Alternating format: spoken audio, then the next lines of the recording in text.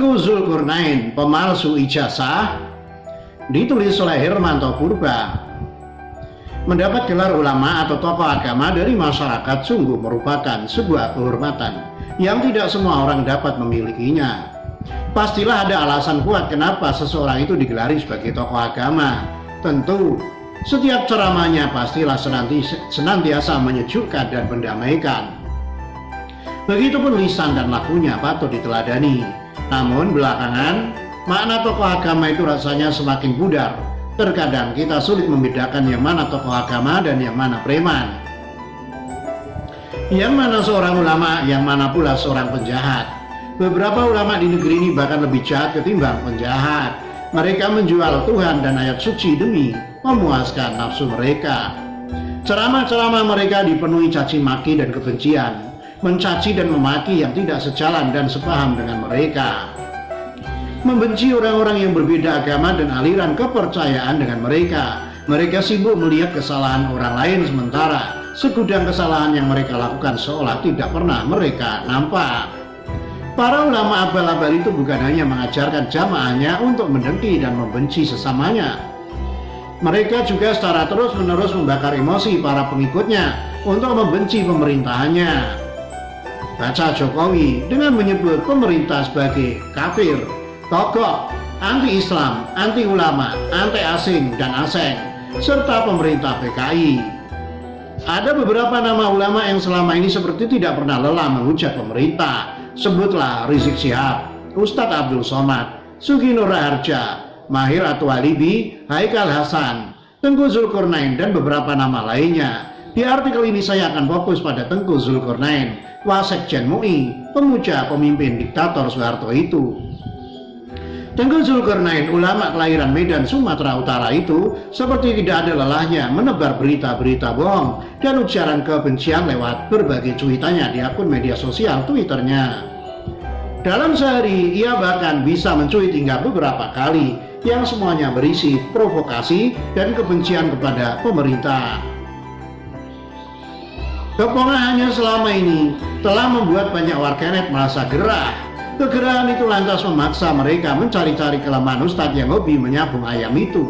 Dan nampaknya warganet telah menemukan adalah seorang warganet, Prof YLH, netizen yang sehari-harinya berprofesi sebagai tenaga pengajar di Fakultas Pertanian USU itu.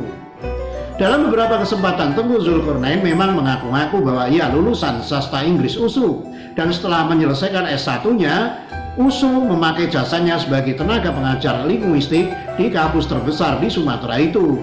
Suatu kali ia pernah mencuit sebelum ia akhirnya memutuskan jadi ulama full time.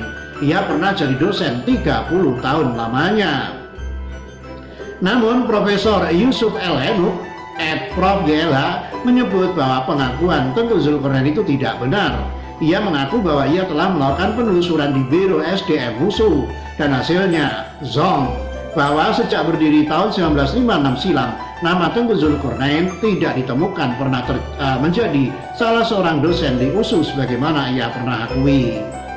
Prof Yusuf L. Henuk, saya sudah tahu lama dan sudah cek di Biro SDM @USU official. Tak nama Ustadz Tengku Zul jadi dosen di @USU official sejak berdiri 1956 hingga sekarang. Saya jadi tetap tolerir soalnya sama-sama orang Medan. Tetapi kali ini sudah tak ada ampun sama sekali bagi ayah Naen. Sudah keterlaluan. Profesor Yusuf L. Henuk tidak hanya mempersoalkan tentang klaim Tengku Zulkarnain pernah menjadi dosen di Fakultas Sastra USU. Ia juga mengungkap tentang adanya dugaan Tengku Zulkarnain telah memalsukan ijazah S2-nya. Sebelumnya Tengku Zul kerap mencantumkan gelar MA di belakang namanya. Namun, akhir-akhir ini gelar itu sudah jarang ia pakai. Berdasarkan informasi sebagaimana tercantum di Wikipedia bahwa Tengku Zulkarnain memperoleh gelar S2-nya dari Institut Ekonomi Hawaii. Tapi belakangan setelah Prof Yusuf mempermasalahkan keaslian gelar S2 Tengku Zulkarnain, keterangan tentang pendidikannya di Institut Ekonomi Hawaii tiba-tiba saja hilang. Saya lalu mencoba mencari tahu apakah ada Institut Ekonomi di Hawaii, ternyata tidak ada. Satu hal lagi yang ganjil, jika Tengku Zul lulusan S2 Ekonomi, semestinya gelarnya bukan MA, Master of Arts, karena gelar MA diberikan kepada mereka yang menyelesaikan disiplin ilmu seni dan sosial. Ia semestinya bergelar M. Econ, Master of Economy. Nah, supaya informasi ini tidak bias, Tengku Zul harus segera memberi klarifikasi, sebab jika tidak, tuduhan Prof. Yusuf tersebut akan dianggap sebagai kebenaran oleh publik.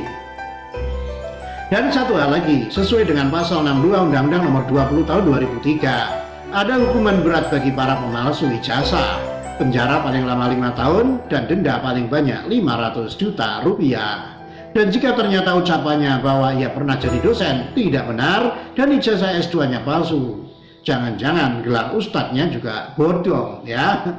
Mari Ustadz, silakan dijawab. Salam Indonesia 1.